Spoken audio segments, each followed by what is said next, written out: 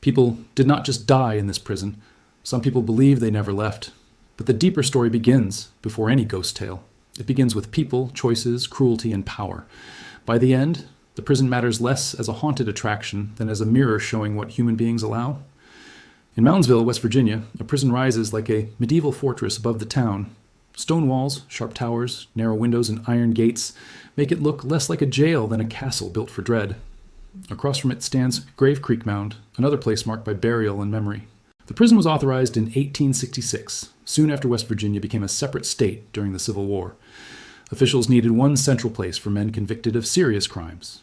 Before that, felons stayed in county jails or were sent elsewhere. Moundsville was chosen partly because it stood near Wheeling. From the beginning, the prison carried a bitter irony. Inmates helped build the early structure that would later confine them and men like them. Their labor raised stone, shaped walls, and strengthened gates. The human beings destined to live inside those cells also helped create the machinery that would control them. Its architecture followed the Gothic Revival style meant to look severe, commanding, and almost religious. Towers and battlements borrowed the language of castles and cathedrals. Inside, the prison followed the Auburn system: stacked cells, strict silence, constant discipline, and hard labor. Fear was not a side effect. Fear was the design. The prison formally opened in 1876 with 251 male inmates, though construction had been unfolding for years. It quickly became the center of West Virginia's correctional system. What was supposed to be an orderly institution of punishment and reform soon began revealing the deeper truth behind such institutions. People cannot be managed like parts. It absorbs whatever people bring into it: anger, shame, hunger, regret, violence, fear, and despair. The state imagined a controlled machine that would transform dangerous men. Instead, decade by decade, the place became a chamber where pressure accumulated faster than anybody outside was willing to acknowledge. They begin with shadows, footsteps, cold spots, or whispers in empty halls. But the real story begins when the prison was still full. To understand why visitors later claimed to feel something unnatural there, you first have to understand what daily life felt like inside. They made goods for the state and for prison industry, including brooms, whips, clothing, soap, paint, tobacco products, signs, printed materials, and license plates. The prison grew into a self-contained world with shops, kitchens, hospital space, yards, farmland, and even a connected coal mine. In practice, control always came before dignity. A prison can survive on fear for a time, but it cannot survive forever on neglect. The same walls that impressed visitors also concealed the daily cost of confinement. At first, the prison looked powerful because it looked finished. Sandstone, towers, thick walls, and heavy gates gave it an aura of total authority. The design made suffering easier to hide and discipline easier to praise. The prison projected strength while quietly storing up consequences within itself. As the decades passed, the inmate population kept rising. By the 1920s, more than 2,000 men were crowded into a prison planned in another century. Even with later additions, there were far too many bodies in far too little space. Cells built for one man could hold far more human strain than they were ever meant to contain. Privacy vanished first, then air, then quiet. Then any illusion that punishment and reform were still balanced. The prison became something else entirely. Not a system of correction, but a pressure chamber where frustration, humiliation, and desperation compounded daily. State officials knew overcrowding had become severe. In 1929, lawmakers approved a major expansion intended to relieve the strain. Construction dragged through shortages and delays, including wartime interruptions, before the enlarged project was finally completed in 1959. But adding space did not solve the deeper problem, because hopelessness had already become structural. You can enlarge walls, add steel, and stack more cells, but none of that repairs a broken philosophy. If the institution itself depends on crowding, silence, threat, and dehumanization, expansion simply creates a larger container for misery. The prison kept growing physically while failing morally. Over time, officials improved some basics. Steam heat was recommended. Electricity replaced oil lighting around 1900, and sanitation improved in areas of the grounds. Yet such advances never erased the harsher reality. A prison may modernize its equipment while leaving its human conditions fundamentally dangerous. Tuberculosis spread through the prison during the 1920s and 1930s, turning overcrowding into a medical threat as well as a moral one. A hospital ward and sun parlor existed for tuberculosis patients, which sounds almost gentle until you picture the setting. Sick men wasting away inside a crowded fortress, breathing shared air and counting days. That environment does not only weaken the body. Rumors grow quickly where fear and confinement already rule. Bad air, illness, exhaustion, and constant proximity make tempers shorter and panic easier to trigger. In such places, legends about strange sounds and restless presences often begin long before anyone uses the word haunted. In 1899, West Virginia centralized executions at the penitentiary, turning it into the state's official site for death sentences. From then on, condemned men were brought there not just to serve time, but to be killed under the authority of law, ritual, and witnesses. Between 1899 and 1949, 85 men were executed by hanging at the prison. Each execution followed a grim procedure: preparation, official observation, final judgment, removal of the body. In human terms, they leave a stain that no report or ceremony can ever truly clear away. Later, state officials replaced hanging with electrocution, believing it more humane. Between 1951 and 1959, 9 men died in the electric chair known as Old Sparky. Whether by rope or current, the essential truth remained unchanged. The prison had become a place where the state repeatedly enacted death inside its own walls. In total, 104 executions occurred at the prison before West Virginia abolished the death penalty in 1965. That number alone explains much of the building's modern heaviness. Places absorb repeated rituals of power, fear, and finality, especially when the ritual ends with a body. Yet executions were not the prison's only darkness, and perhaps not even its deepest. A prison may count state killings carefully while leaving other forms of harm harder to measure. Daily life inside Moundsville often involved brutal routines, exploitative hierarchies, and the kind of constant danger that rarely appears cleanly in official language. One infamous area, later known in prison lore as the Sugar Shack, captured that uglier reality. The name sounds almost harmless until you learn what it suggested: gambling, fights, sexual violence, coercion, and predation. Inside failing institutions, power does not stay neatly divided between guards and inmates. That matters because it ruins the romantic version of the old prison story. This was not simply a grim building containing wicked men under firm authority. It was a broken ecosystem where fear circulated in many directions. Men preyed on weaker men. If people today report hearing screams, panic, or whispers in certain corridors, the historical place to begin is not with spirits. It is with people who could not sleep safely, people with nowhere to run, and people learning which parts of prison life were most dangerous after lights out, inside corners and behind closed doors. From the outside, the prison still resembled a castle, a monument to state authority. Inside, many prisoners experienced it as a slow emergency: crowding, disease, fear, and rage built under the image of order. No institution can seal that much human pressure forever without eventually bursting in public. That public rupture arrived clearly in March 1973, when inmates staged a riot and took 5 guards hostage. Prisoners barricaded themselves in the maximum security section, and for a time the prison ceased being merely a prison. When hostages are taken, control is no longer assumed. It was not random chaos detached from conditions. It was a violent signal that many inmates considered life inside unbearable. Riots do not erupt because walls suddenly fail. They erupt when the agreement behind the walls has already collapsed long before. That should have served as an unmistakable warning to the state. It did not. The prison remained troubled through the following years. Overcrowding did not disappear. Tension did not disappear. The structure kept aging. Reform promises collided again and again with the reality of confinement. The system continued, and the pressure continued rising inside it. By the 1970s and early 1980s, unrest and scrutiny were forcing a closer look at Moundsville. Reports and state histories increasingly linked the prison's volatility to conditions many people had long ignored. It was forming in real time, while men were still living the crisis. Then came the date many people now treat as the prison's most famous moment: New Year's Day, 1986. While most of the country moved into a new year, Moundsville entered another emergency. Knife-wielding inmates seized control, took hostages, and turned the prison once again into a stage for institutional failure. Contemporary reporting said that as many as 14 people were held hostage and that up to 200 inmates were involved in the uprising. One guard with heart trouble was released to a hospital. Outside the walls, state troopers in riot gear surrounded the prison and waited. Prisoners shouted that they were being treated like dogs and called for better living conditions, better facilities, and better medical care. Those demands matter because they cut through the mythology. They were demanding recognition of their humanity inside a system denying it. That is what makes the prison's later haunted reputation so unsettling.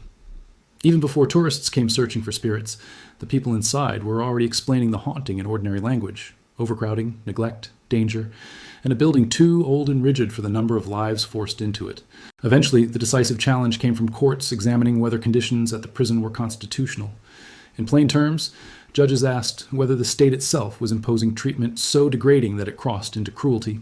It forced the institution to answer not to folklore, but to law. Cells were found too small, and living conditions were judged inhumane. After more than a century of operation, the prison was ordered closed. On March 27, 1995, the West Virginia Penitentiary shut down, and the last inmates were transferred to the newer Mount Olive Correctional Complex. That date closed the institution officially, but not emotionally. The gates close, staff leave, keys change hands, but stories remain where they were dropped. They remain in the empty tiers, the execution space, the hospital corridors, the violent-stained corners, and the rooms nobody forgets. After closure, the prison transformed into a historic site and tourist destination. Once that happened, people began doing what they often do inside ruins of suffering. Visitors reported footsteps, doors moving, cold spots, whispers, shadows, touches, and sudden waves of panic. The prison's second life became inseparable from paranormal tourism. Today it is widely described as one of the most haunted places in America. History tours and ghost hunts draw people who want thrills, evidence, or both. If you chase only the ghost story, you miss the harder truth. The prison was unsettling long before it was empty.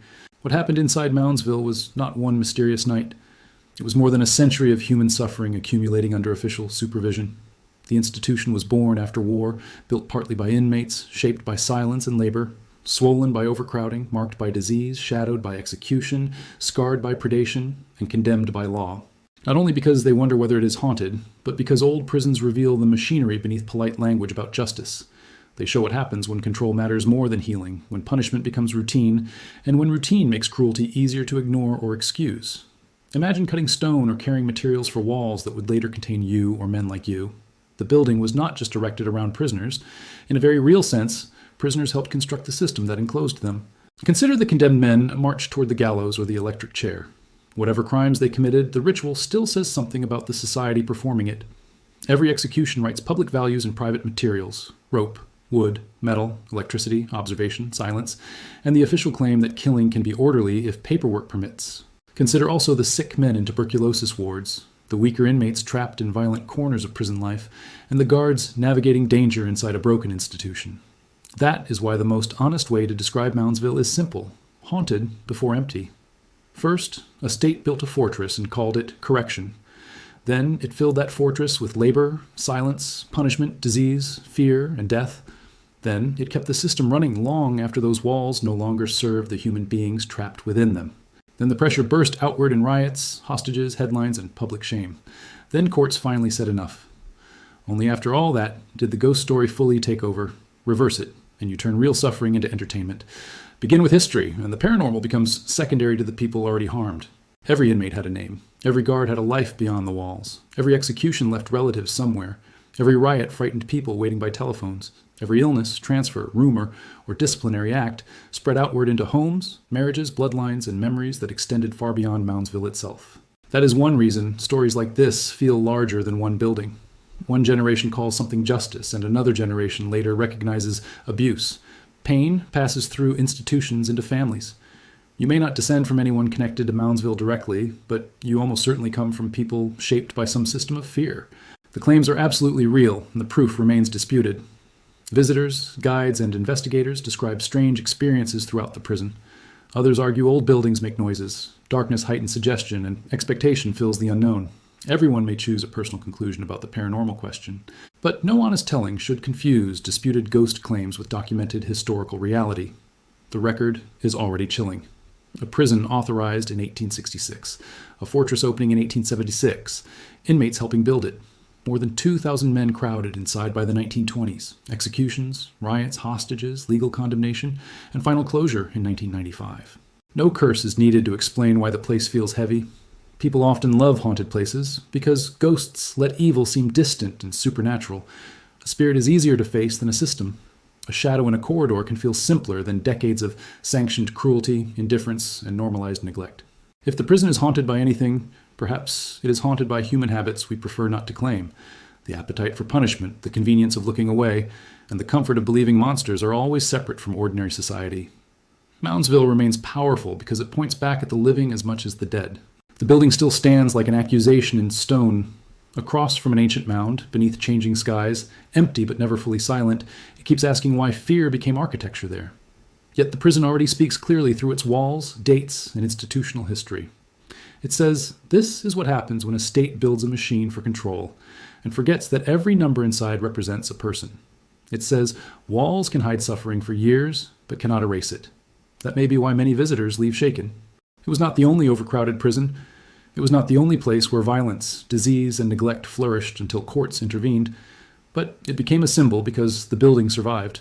The stone still preserves the physical shape of what happened inside it.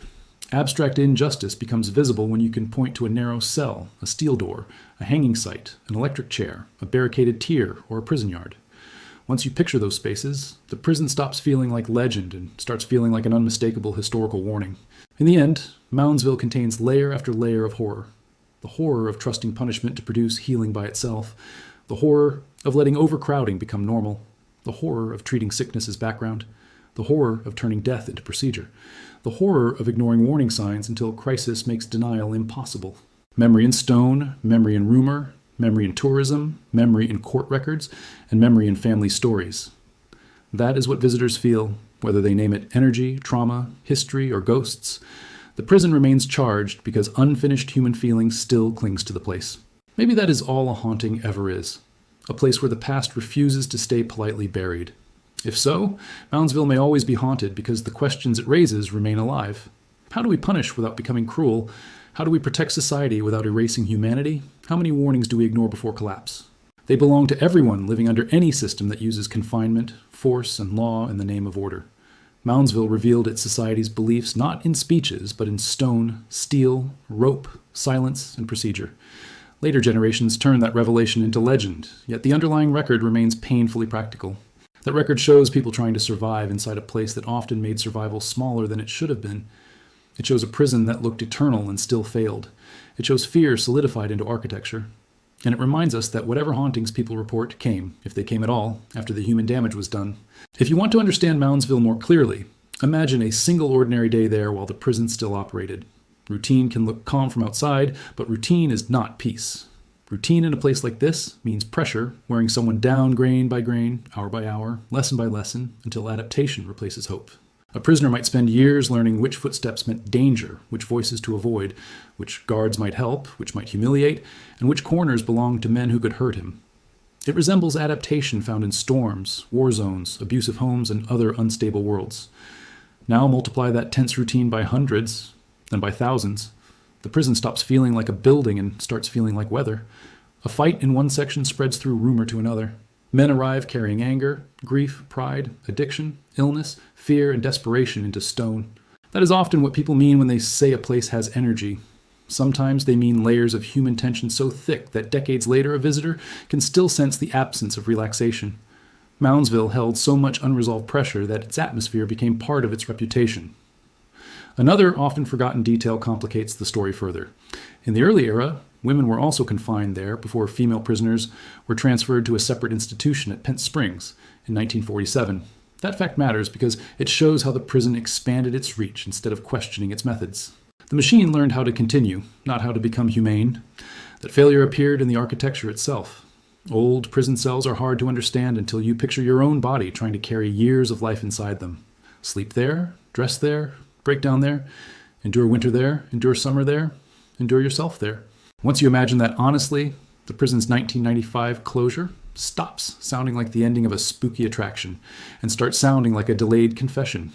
The state had known the institution was failing people long before the final order arrived. That pattern should trouble us because hidden suffering is often recognized first by those trapped inside. Again and again in history, people closest to pain speak first, and their warnings are minimized, dismissed, or buried. Then the crisis grows impossible to hide. Then everyone acts surprised. Later generations walk through ruins asking how nobody knew. But people did know. Moundsville feels haunted, partly because its warnings were ignored repeatedly. Think again about the 1986 riot.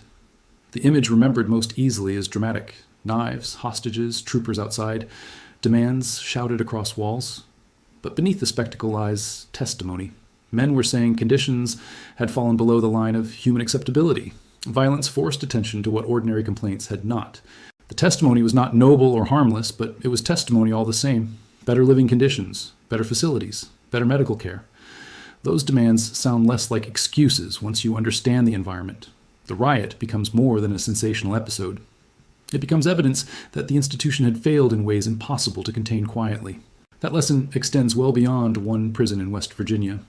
Systems built around punishment often produce suffering outsiders prefer to misunderstand.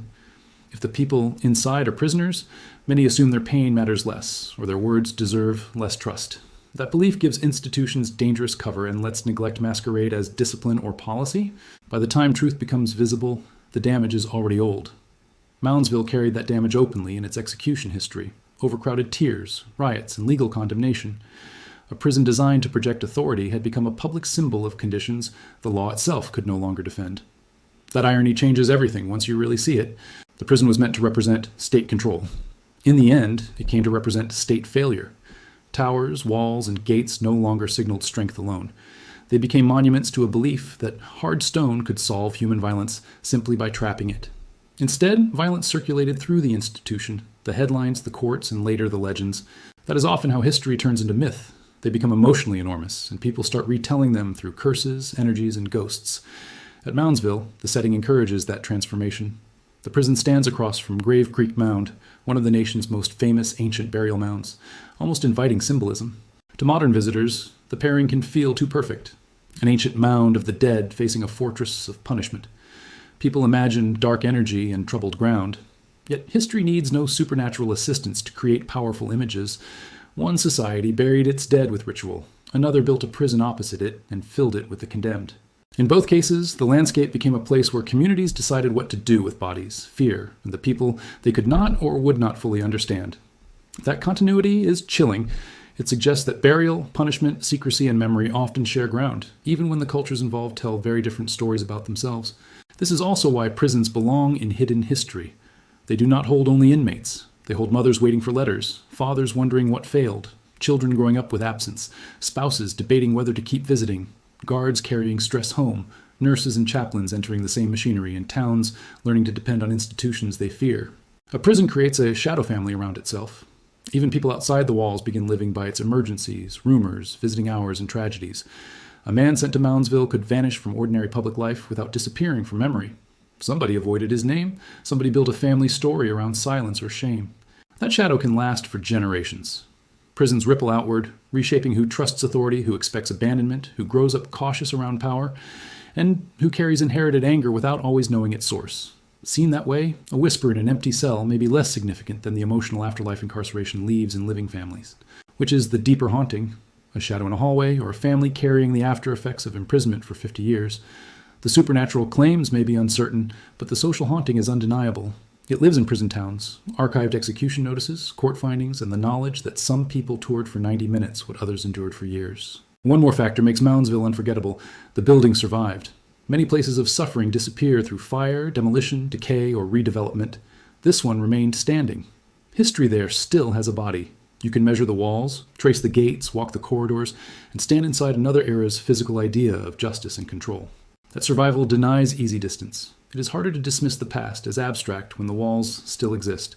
That is why filmmakers, documentarians, historians, and paranormal investigators keep returning. Moundsville offers history you can enter with your body. You do not only read it, you breathe inside its shape for a while. Some people leave believing more strongly in ghosts. Others leave less convinced of the supernatural than before. Still others leave thinking about criminal justice in a new way. The prison can change people because it makes one unsettling truth difficult to ignore. The most frightening thing there may be, how normal so much once seemed. Execution schedules can become routine. Cramped cells can become policy. A sick inmate can become a number. A riot can become a headline for a week and a footnote afterward. Human beings adapt disturbingly well to conditions that should horrify them. That may be the prison's darkest lesson, more chilling than any whisper in darkness.